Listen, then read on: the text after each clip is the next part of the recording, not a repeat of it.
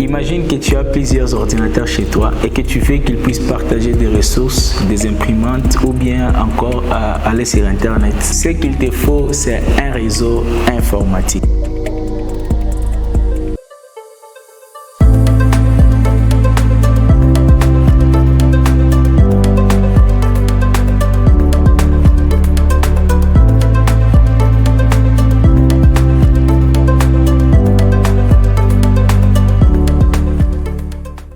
Salut et bienvenue chez Mediatech Academy, la chaîne qui vous parle des concepts réseau, IT et cybersécurité en mode simple et pratique. Aujourd'hui, nous allons répondre à cette question, c'est quoi un réseau informatique? Un réseau informatique est l'ensemble des appareils interconnectés entre eux dans le but de partager les ressources. Avant de comprendre c'est quoi les réseaux informatiques, j'aimerais que tu comprennes d'abord c'est quoi un réseau. Alors, nous pouvons parler d'un réseau lorsque nous avons plusieurs entités et que ces entités sont mises ensemble dans un seul but, c'est partager les informations ou bien partager les ressources. C'est ainsi que dans un réseau informatique, normalement, nous avons plusieurs entités, notamment nous avons les ordinateurs et nous avons des box, nous avons des switches, des hubs et ces équipements interconnectés entre eux, ça va permettre à ce qu'il y ait communication ou bien qu'il y ait échange de données entre plusieurs équipements, plusieurs utilisateurs ou bien plusieurs entités. Et tout cela constitue ce qu'on appelle un réseau informatique. Alors, il y en a plusieurs exemples. Peut-être chez toi, tu peux avoir un réseau informatique. À l'université, au campus, forcément, il doit y avoir des réseaux. C'est un réseau informatique. Lorsque tu pars à la banque, les systèmes réseau qu'on utilise là, c'est un réseau informatique. Lorsque tu pars au mall, il y a toujours eu beaucoup de... Il y a le Wi-Fi et tout, c'est un réseau informatique. Un peu partout où tu vas aller.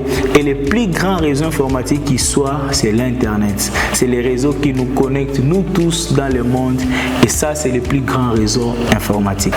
Alors c'est quoi les composants des réseaux informatiques? Il y en a 4. Et parmi ces 4, nous pouvons citer premièrement les terminaux. Ce sont des appareils, des PC, des imprimantes, des téléphones, des tablettes, ainsi de suite. Ce sont des équipements qui se connectent directement au réseau ou bien se connectent pour avoir les services du réseau. Sans ces équipements, il est difficile au fait d'utiliser les services réseau. Vous devez vous munir d'un terminal pour que vous puissiez bénéficier des services du réseau. Peut-être vous voulez aller sur Internet, vous allez utiliser votre smartphone ou bien votre ordinateur portable. Deuxièmement, nous avons le nez d'interconnexion ou bien les périphériques réseau. Ce sont ces équipements-là qui nous permettent à manager, à créer les réseaux. Entre autres, nous pouvons citer des routeurs, des switches, des hubs, des points d'accès. Je prends l'exemple, peut-être vous avez un box Wi-Fi à la maison qui vous permet à vous connecter directement. Et ça là, c'est un équipement réseau, c'est un nez d'interconnexion qui va vous permettre à vous connecter, vous tous qui êtes aux alentours ou bien dans le périphérique, vous tous qui êtes là, que vous puissiez avoir les services Internet. Troisièmement, nous avons ce qu'on appelle les supports de transmission. Alors, c'est le système seulement de câblage, c'est le système de bus qui va vous permettre à vous connecter ou bien qui va permettre la connexion entre un terminal à l'équipement central ou bien le nœud du réseau et de l'équipement à l'autre terminal. Donc, c'est le système qui vous permet qui est communication. C'est le système qui vous permet à ce que les équipements soient interconnectés. Donc, simplement, nous pouvons dire que c'est le système d'interconnexion ou bien le système de câblage. Il y en a plusieurs. Ça peut être via un câble ou bien ça peut être via les faisceaux hertziens. Donc là, on utilise les ondes électromagnétiques. L'exemple est simple, c'est le Wi-Fi. Lorsque vous vous connectez à un réseau Wi-Fi, vous n'avez pas une connexion qui est physique, mais il existe une connexion qui est logique. C'est au travers les ondes électromagnétiques. Et deuxièmement, c'est lorsque vous avez un PC que vous connectez directement via un câble sur Internet. Le quatrième composant d'un réseau, c'est ce qu'on appelle les protocoles. Alors, celui-ci n'est pas physique. C'est juste l'ensemble des règles à suivre pour qu'il y ait communication dans les réseaux. Nulle part, vous irez, on va vous montrer c'est ça un protocole. Non, ce sont juste des configurations maintenant. C'est que vous allez dire à votre réseau. C'est la partie technique du réseau. C'est la partie configuration du réseau. Alors, je vous explique, vous allez tout comprendre, ces 4 composants.